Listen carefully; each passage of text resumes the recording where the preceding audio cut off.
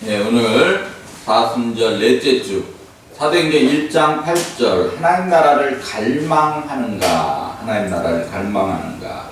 오래전에 자식을 죽인 목사님이 계십니다. 근데 10개월 동안 그 자식을 장례를 안 치르고 집에 놔두면서 부활할 것이라고 믿으면 그런 목사님이 계셔서 그 뉴스에 나오면서 큰 어떤 사회적 문제를 일으켰죠. 그걸 부활신앙이라고 믿고 있는. 학교에 안 나온 학생이 있어서 정부에서 장기결석 학생들의 집을 조사하기 시작하니까 이렇게 죽은 자녀들을 많이 발견했다라는 사실입니다. 지금 이 땅에 하나님 나라는 이미 도래했고 완성이 안 됐을 뿐인데 이런 일들이 계속 벌어지고 있다는 거예요. 이유는 사단이 권세를 잡고 있기 때문에 그래요. 영적으로 봐야 돼요. 목사님들끼리 이권 때문에 칼부림한 사건도 있었어요. 교사를 때린 학생들과 그를 또 즐기던 학생들이 동영상을 찍었어요. 유치원에서 아이들을 물은 원장이 있어요. 입으로 물었어요. 주어진 고난을 견디지 못해 자살 선택하는 가정들 너무 쉽게 보고 있죠. 이웃 간의 다툼들, 가장 간단한 어떤 문제로, 크지 않은 문제로 다툼이 됐는데 그것이 큰 싸움이 되고 심지어 살인까지 가는. 이유는 층간소음들, 주차 시비 등 아주 사소한 거였는데 분을 참지 못하고 폭행까지. 경비원을 폭행해가지고 결국은 그 경비원이 자살하는 이런 뉴스거리가 많이 있습니다. 분노 심리학이라는 게 있어요. 이런 일이 벌어지는 이유는 결국은 자신의 내면에 있는 분노 조절을 못해 밖으로 표출되기 때문에 그래요. 화를 내는 것은 적절히 내는 것은 좋습니다. 너무 화를 안 내도 내 안에 열병이라고 그러죠. 열병. 그런 것들이 생길 수가 있어요. 예수님도 화를 냈어요. 분노를 표출했어요. 그러나 아무 때나 하지 않았다는 거죠. 화의 원인들은 가장 간단하게 주변 상황 때문에, 소음 때문에, 그럼 막 화가 나는 거예요. 너무 더워도 기다리다가 화가 날 수가 있어요. 그런데 내면의 심리 문제로 이런 것들은 왜 화가 났는지를 잘 모르는데 자신이 잘 분석해 봐야 된다는 사실입니다. 내면의 심리 문제, 욕구가 좌절될 때 화가 많이 나죠. 어린아이들, 아기 때 젖병을 뺐으면 울게 돼 있어요. 그리고 화를 냅니다. 애들도 화를 내요. 먹고 싶은 거, 입고 싶은 거, 갖고 싶은 것, 그 욕구가 만족되지 않을 때 화가 날 수도 있어요. 또 자존심의 상처를 받으면 이게 또 큰 화의 원인이죠. 거절감, 부당한 질책, 주변의 비난, 특히 뒤에서 몰래 욕하는 것, 그래서 이간질 시키는 것, 이런 것들이 돌고 돌아서 내 귀에 들어오면 참 화가 많이 납니다. 목사님 저도 그래요.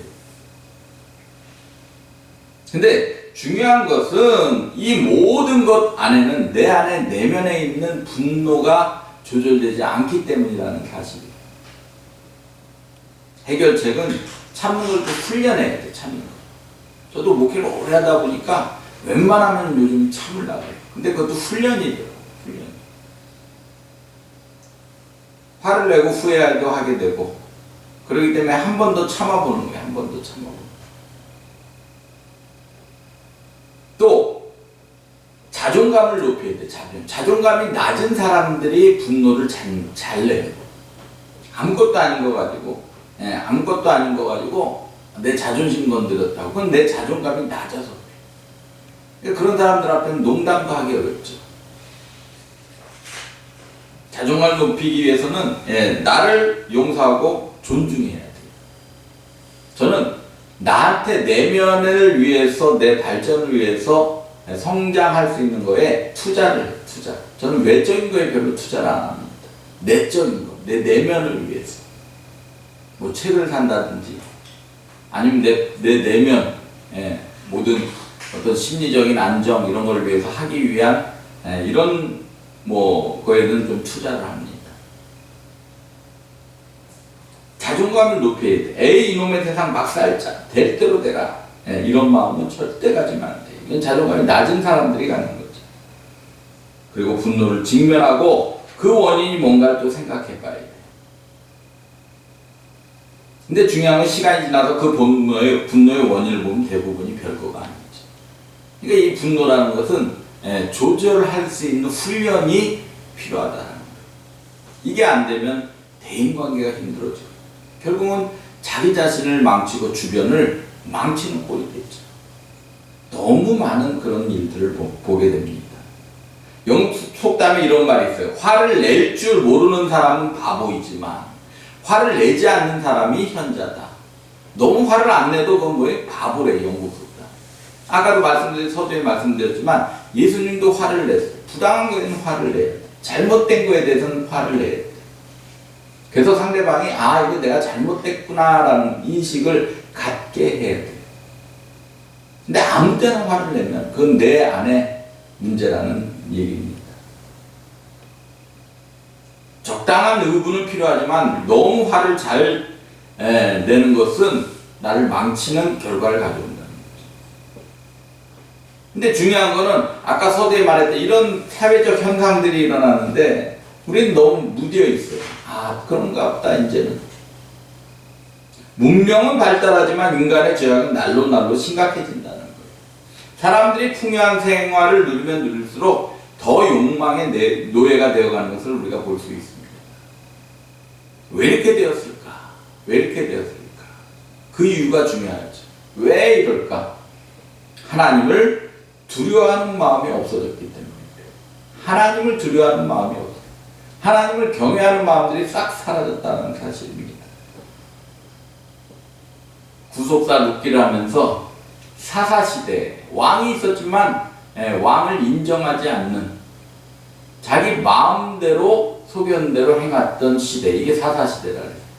왕이 있어요. 하나님이란 왕이 있었어요. 그러나 왕이 없는 것처럼 자기 소견대로 자기 마음대로 행했던 시대, 이게 사사시대. 지금이 사사시대가 아닌가. 하나님이란 왕이 있어요. 나라에는 또 대통령이란 질서가 있어요. 근데 이런 것들이 다 무너졌습니다. 저는 뭐 보수든 진보든 영적 질서, 국민이 뽑았으면 그 영적 질서를 지켜줘야 된다는 게 제 지론이에요. 보수 때는 보수대로, 진보 때는 진보대로. 어쨌든 대통령을 뽑아놔서 그 대통령이 일을 할 수 있게 기도해주고, 그것이 올바른 어떤 국가의식이고 시민의식이라는 사실입니다. 하나님이 계셔요. 그러나 하나님이 없는 것처럼 지금 행하고 있는 시대라는 사실이죠. 전부 내 판단에 의해서 소견대로 하는 거예요. 이래도 되겠지, 저래도 되겠지. 신앙생활이 완전히 무너져 있는 시대입니다. 이유는 뭐예요? 하나님을 두려워하는 마음이 사라졌기 때문에. 하나님을 두려워하는 마음이 있으면 죄의식이 있는데 하나님을 두렵게 느껴지지 않으니까 죄의식도 사라진 겁니다. 벨트앙스트라는 사람이 유명한 말을 했어요. 사람들의 마음에 하나님을 두려워하는 것이 죽어버렸다. 그러나 새로운 두려움이 그 자리를 차지했다. 그것은 모든 것을 두려워하는 공포다. 하나님 두려워하는 건 사라지고 나에게 일어날 일에 대한 모든 것에 대해서 두려워하는 공포가 나를 잡고 있다는 사실이죠.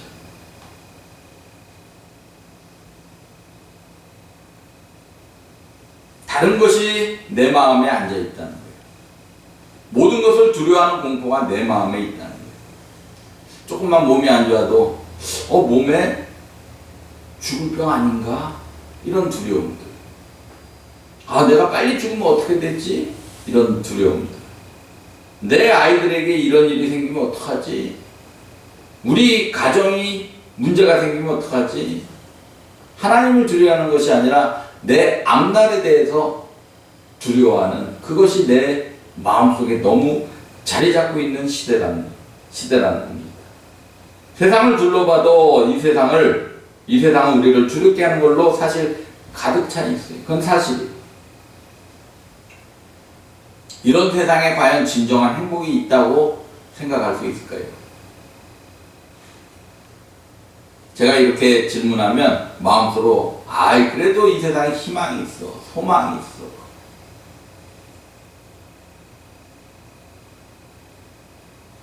그럼 한 번 더 질문하면 그럼에도 불구하고 왜 이 세상의 마음을 온통 빼앗기고 사는가? 왜 일주일 내내 세상 일에만 마음을 빼앗기고 사느냐? 물론 그렇지 않은 분들도 많죠.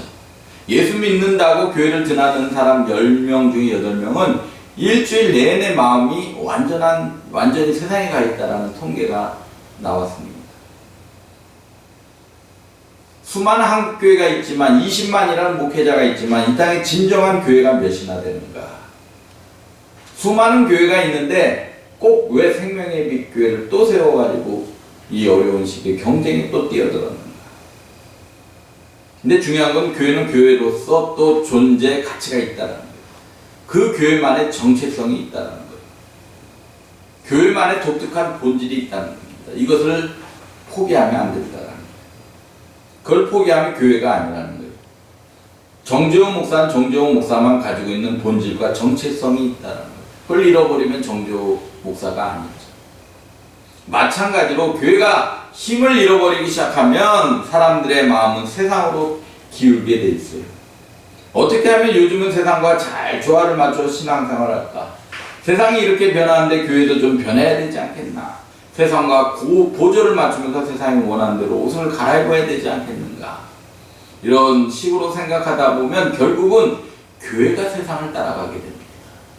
세상이 교회를 따라오는 것이 아니라 교회가 세상을 따라가게 된다. 지금이 그런 시대가 되어버렸어요.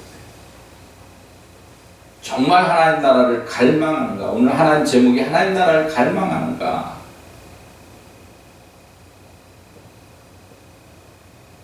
오늘 사도행전 1장 말씀 우리가 진정 마음에 두어야 할 것이 있다라는 거예요. 그것은 바로 하나님 나라라는 겁니다. 하나님 나라. 그의 나라와 의를 구하라 그렇게 말씀하셨죠. 그 하나님 나라. 십자가에서 죽으시고 죄와 사망의 권세를 다 정복하시고 부활하신 영광의 주님은 승천하시기까지 40일 동안 제자들과 만나며 대화를 나누셨어요. 그때 나누었던 대화가 하나님 나라였어요. 결국은 이게 하나님 나라. 예수님은 이 땅에 오셔서 뭐 여러 가지 힐링 사역도 하고 프리칭 설교도 하시고 티칭 가르치기도 하셨지만 결국은 제자들에게 마지막 가르쳐 준 거는 하나님 나라에 대한 일이었다는 사실입니다. 오늘 본문 1장 한번 3절 볼까요? 1장 3절.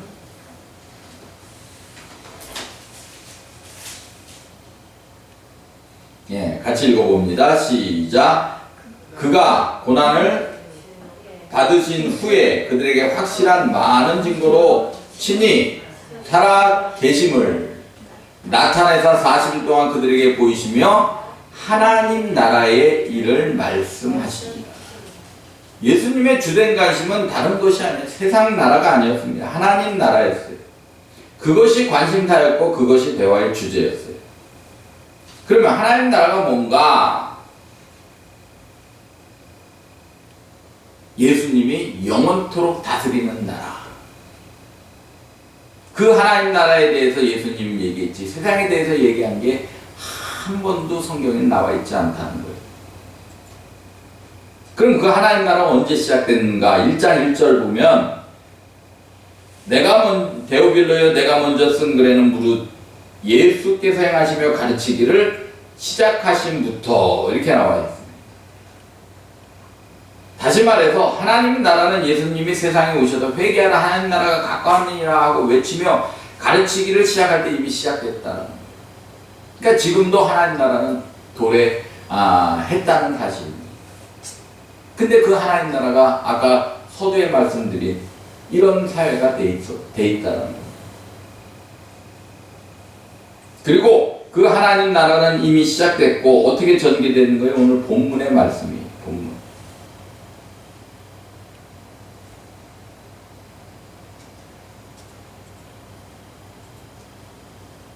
예, 8절 같이 읽어봅니다. 시작. 오직 성령이 너에게 임하시면 너희가 권능 받고 예루살렘과 온 유대와 사마리아와 땅끝까지 이르러 내 증인이 되리라. 예, 그냥 증인이 될 수 없다라는 거예요. 뭘 받아야 돼요? 권능을 받아요. 그 권능은 누가 줘요? 성령이 준다. 성령이 임해야지만 권능을 받고, 이게 전제죠. 하나님 나라는 주님이 지상에 세우신 교회를 통해요. 또 이 교회가 복음을 전하는 전도 활동을 통해서 땅끝까지 하나님 나라가 완성되어 간다는 거예요. 3월부터 제가 구속사 말씀을려는 다시 시작합니다. 목사님들 10여 명이 오시는데 얼마나 그냥 열심히 배우고 뜨겁게 찬양하고 기도하고, 예. 그러니까 성령이 또 임하는 거예요. 그럼 또 권능을 받고, 예, 포기하려고 했던 목회들을 다시 하겠다는 분들이 이제 나타나기 시작했어요. 그건 뭐예요? 성령이 임했기 때문에 권능이 생기는 거죠. 그러니까 앞에 보이지 않았던 목회 현장들이 보이기 시작하는 거죠. 두려움들이 사라지기 시작하는 거죠. 지상교회를 왜 세웠는가? 하나님 나라를 건설하고 그 나라를 완성하기 위해, 그 나라를 완성하기 위해 지상교회를 세운 거예요. 생명빛교회도 마찬가지예요. 하나님 나라를 세우라고 생명빛교회를 세워주셨다라는 사실입니다. 그 하나님 나라는 예수님이 승천하실 때와 똑같은 모습으로 다시 이 땅에 재림하시는 날 하나님 나라가 완성되고 영원히 지속될 거예요. 이것이 하나님의 나라예요. 예수님의 관심은, 예수님의 주제는 하나님 나라밖에 없었습니다. 나중에 이제 사도행전을 보면, 예, 그 복음이 예루살렘 성벽을 뛰어넘어 사마리아, 유다, 수리아 지역으로 퍼져나갑니다. 하나님 사람들이, 하나님의 크리스찬들이 더 많아져요.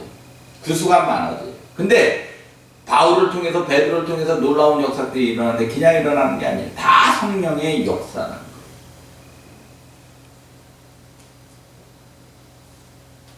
어떻게 하면 돈을 좀 더 많이 벌어가지고 떵떵거리며 살까? 아이고, 내 자식들을 어떻게 하면 잘 키울 수 있을까? 하나님 나라가 아니고 내 편안함, 내 가정만 생각하는, 그건 하나님 나라가 결코 아니라는 거예요. 베드로는 아내가 있고 자식이 있는지 뭐 성경이 잘 얘기를 안 하니까 저도 잘 모르겠습니다만, 가족 걱정이 있다 이런 말 성경에는 없어요. 가족 걱정하느라 시간 보냈다는 말이 없다는 거예요.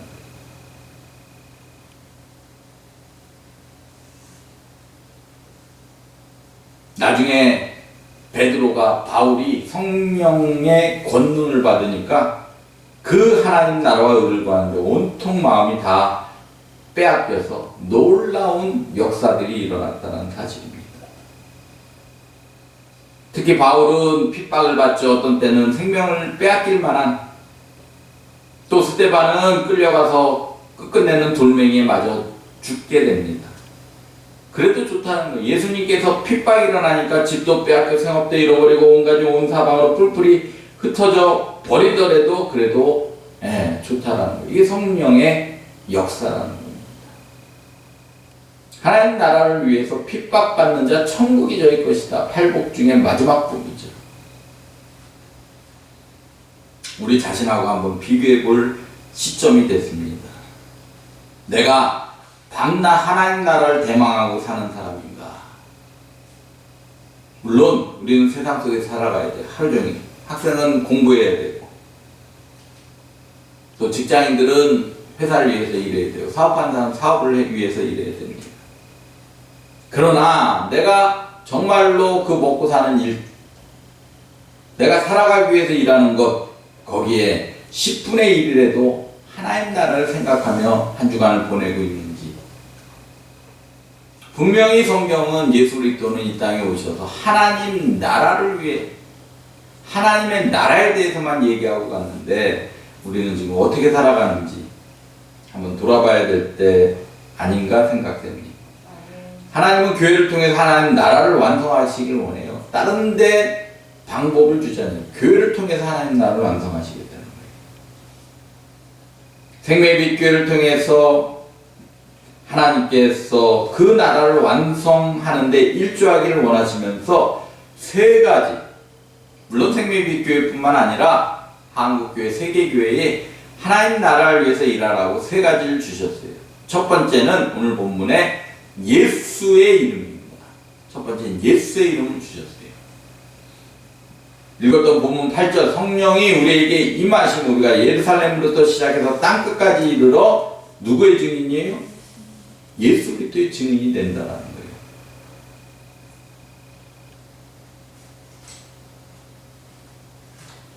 내 증인이 되리라. 내 증인 누구예요? 예수 그리스도의 증인이 되리라.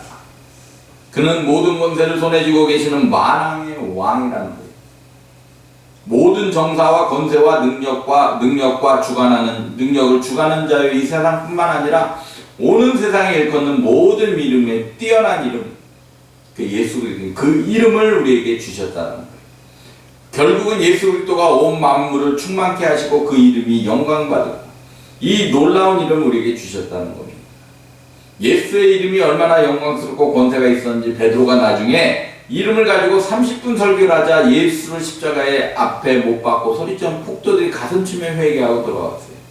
예수의 이름으로 제사함을 얻게 하는 회개가 예루살렘부터 시작하여 모든 족속에게 전파되리니 너희가 이 모든 일의 증인이라 하신 말씀처럼 베드로가 예수의 이름으로 증거하자 그 말씀 앞에 양심의 가책을 느낀 수많은 사람들이 형제여 우리가 어떻게 할꼬 가슴치며 회개하고 죄사함을 얻어 하나님 나라의 백성이 되었다는 사실입니다.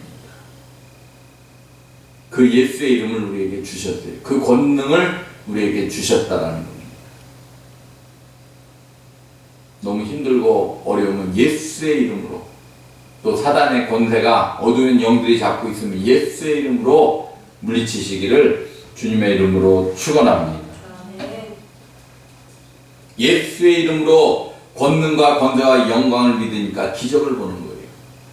예수의 이름의 권능을 믿지 않는 사람은 죽었다 깨어나도 그 기적을 볼 수 없습니다. 병든 사람이 있으면 나사렛 예수 이름으로 명하노니 병에서 놓여 건강할지어다 명령하시기 바랍니다. 그럼 그 사람이 나을 수도 있어요.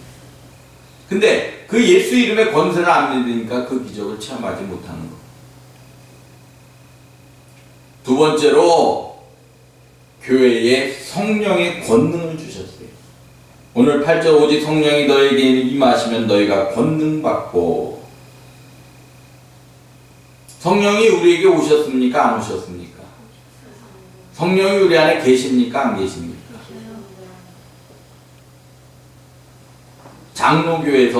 장로교에서는 성령을 한번 내재하시면 떠나지 않아요. 단지 어때요? 일하지 않을 뿐이에요. 성령이 기뻐하지 않으면 성령이 일하지 않는 거예요. 그냥 잠자는 거예요. 근데 성령이 기뻐할 일을 하면 성령이 일하기 시작한다는 거예요. 성령이 떠나가는 게 아닙니다. 구약하고 신약은 틀려요. 성령은 분명히 우리 안에 계셔요. 근데 나는 권세가 없기 때문에 전도도 못하고 은사가 없기 때문에 아무것도 못해요.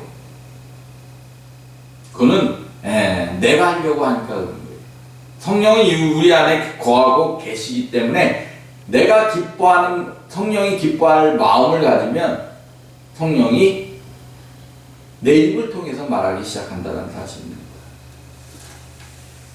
근데 왜 우리 안에 능력이 안 나타납니까? 순종하지 않기 때문에. 성령이 기뻐하지 않은 일을 매일 생각하기 때문에 그렇다는 거죠.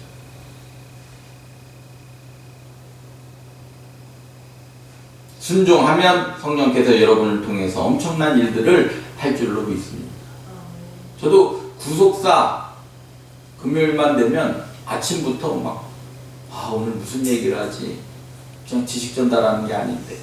근데 딱 시작해서 앉으면 성령께서 제 입을 통해서 얘기해서 은혜 받게 해요.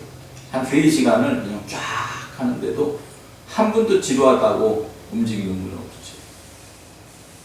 그럼 성령이 일하시기 때문이에요. 그럼 구속사 말씀을 여는 이런 복음 전하는 것은 성령이 기뻐하는 얘기죠. 성령께서 일하신다는 얘기입니다. 세 번째로 예수님이 하나님이 우리에게 주신 세 번째는 하나님 나라의 환상이에요. 하나님 나라의 꿈, 곧 환상을 주셨어요. 2장 17절 하나님 가라사대 말세에 내가 내 영으로 모든 육체에게 부어주니 너희의 자녀들은 예언할 것이요 젊은이들은 환상 보고 너희의 늙은이는 꿈을 꾸리라.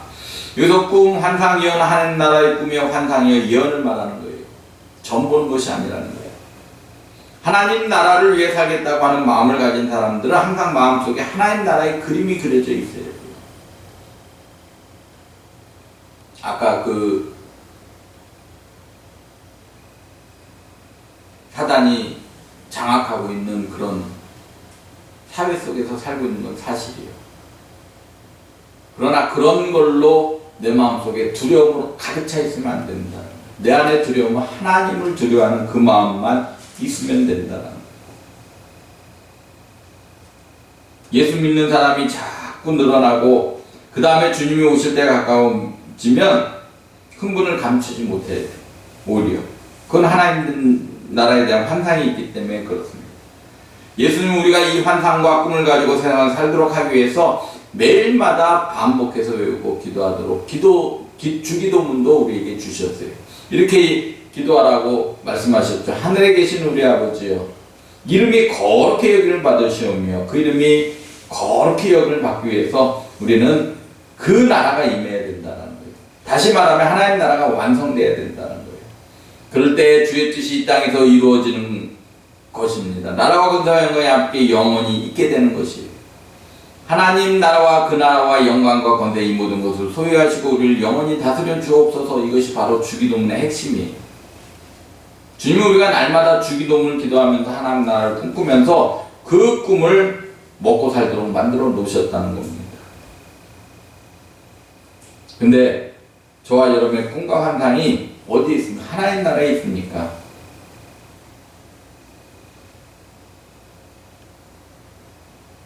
육신을 쫓는 자는 육신의 일을 생각하고 성령을 쫓는 자는 영의 일을 생각한다 그랬어요. 영의 일이란 하나님 나라의 환상을 의미합니다. 이런 환상이 있어야 돼요. 이런 환상으로 가득 차야 돼요. 하나님 나라에 대한 열망으로 가득 차야 돼요. 먼저 그의 나라와 의를 구하라. 그리하면 나머지는 다 책임져 주신대요. 하나님의 자녀면 하나님 나라의 마음을 두셔야 된다는 거예요. 우리 모두의 예루살렘이 어디입니까? 우리 가정에 있는 믿지 않는 식구, 거기서부터 시작을 해야 돼요. 우리의 사마리아가 어디입니까? 우리가 살고 있는 주변이에요. 우리의 유대 나라가 어디예요? 우리 국내예요. 국내. 땅끝은 어디예요? 세계 모든 나라 열방. 네, 이제 해외가 열리기 시작했어요. 이제 선교지를 다시 가는 교회들이 생겨나기 시작했어요.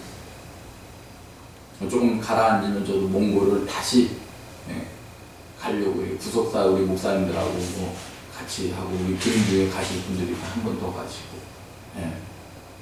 어떻게 몽골도 한 3년 동안 완전히 그냥 초토화됐다는 얘기들이 거긴 더 심하게 코로나 통제를 해가지고 오히려 선교사들이 많이 한국에 나와 있었어요. 다시 무너진 그 열방. 근데 이 모든 것이 오늘 본문에 성령이 임하실 때 너희가 권능을 받고 그때 예루살렘과 유다와 사마리아와 땅까지 이르러 예수 그리스도의 증인이 된다는 거예요. 그래서 하나님 나라가 계속 확장된다는 거예요. 그럴 때 너와 네 가정, 네 주변은 다 하나님께서 책임져 주시겠다고 약속하셨어요.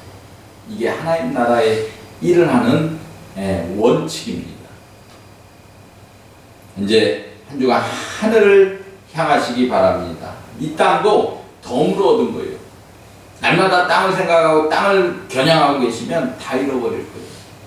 어리석은 행동입니다. 하나님 나라를 바라고 우리의 생을 아름답게 헌신하는 삶이 되시길 바랍니다. 저와 여러분의 가정도 직장도 재물도 젊음도 건강도 하나님의 영광 그 나라를 위해서 영하는 것을 위해 바치는 아름다운 삶이 될 때 저와 여러분의 삶이 이 땅에서 하나님께서 책임져 주시는, 하나님께서 높여주시는 그런 귀한 삶이 될 줄로 믿습니다. 그런 삶 되시기를 주님의 이름으로 축원합니다.